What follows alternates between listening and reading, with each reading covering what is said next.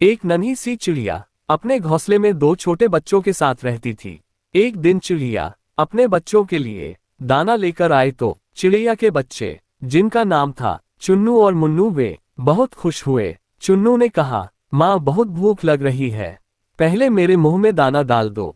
ये सुनकर मुन्नू कहने लगा, नहीं माँ, पहले मेरे मुंह में दाना डालो। चिड़िया ने दोनों के मुंह में दाने डाल दिए। उसके बाद चिड़िया ने कहा, यहाँ की फसल तो कट चुकी है, अब मुझे दाना चुगने दूर गांव में जाना पड़ेगा। मैं कुछ दाने घोंसले में रख दूंगी, तुम थोड़े थोड़े दाने उसमें से खा लेना, मैं एक दिन बाद वापस आ पाऊंगी। ये सुनकर दोनों बच्चे उदास हो गए, लेकिन खाना भी तो चाहिए था, इसलिए दोनों मान गए। अगले दिन चिड़िया दूसरे गांव पहुंच गई। वह काफी थक गई थी, इसलिए वह एक पेड़ पर बैठकर आराम कर रही थी। तभी एक शिकारी ने उसे पकड़ लिया और पिंजरे में बंद करके अपने घर ले गया। घर आकर उसने अपनी पत्नी जानकी से कहा, जानकी, आज केवल एक चिड़िया ही हाथ लगी है, आज तू इसे संभाल कर रख लेना, कल मैं इसे बाजार में बेच दूंगा। इधर शिकारी की पत्नी जानकी को पशु पक्षियों का शिकार करना अच्छा नहीं लगता था। रात में जब वह सो रही थी तो उसके कानों में आवाज सुनाई दी। वह चिड़िया नारायण नारायण नाम का जाप कर रही थी। जानकी पिंजरे के पास गई। उसने चिड़िया से पूछा तो चिड़िया ने कहा, मेरे दो छोटे बच्चे हैं जो दूर जंगल में हैं, मैं तो दाना लेने निकली थी, अगर मैं कल तक नहीं पहुंची तो वे दोनों भूख से मर जाएंगे, इसलिए मैं भगवान विष्णु को याद कर रही हूँ। वे आकर या तो मुझे बचा ले या फिर मेरे बच्चों को दाना दे दें। ये सुनकर जानकी ने कहा, हम तो शिकारी हैं, हमने कभी भगवान की पूजा नहीं की, लेकिन तुम नन्ही सी चिड़िया हो, क्या तुम्हें लगता है कि भगवान विष्णु तुम्हारी रक्षा के लिए आएंगे? तब चिड़िया ने कहा, भगवान विष्णु जगत के पालनहार हैं, वे अवश्य आएंगे। तब जानकी ने कहा, मैं अपने पति व्रत धर्म से बंधी हूँ, इसलिए मैं उन्हें धोखा देकर तुम्हें छोड़ नहीं सकती हूँ, लेकिन मैं ये देखना चाहती हूँ कि भगवान तुम्हारी रक्षा कैसे करते हैं। यदि तुम्हारी बात सत्य हुई तो मैं भी उसी समय से सब छोड़कर भगवान विष्णु की भक्ति करने लग जाऊंगी।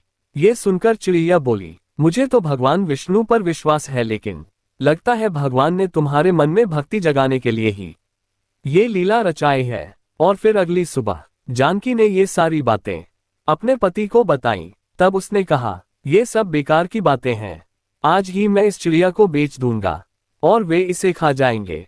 तब जानकी ने कहा, आप इसे छोड़ दीजिए, मेरे मन में इसके लिए दया भर गई है, इसके बच्चे रो रहे होंगे।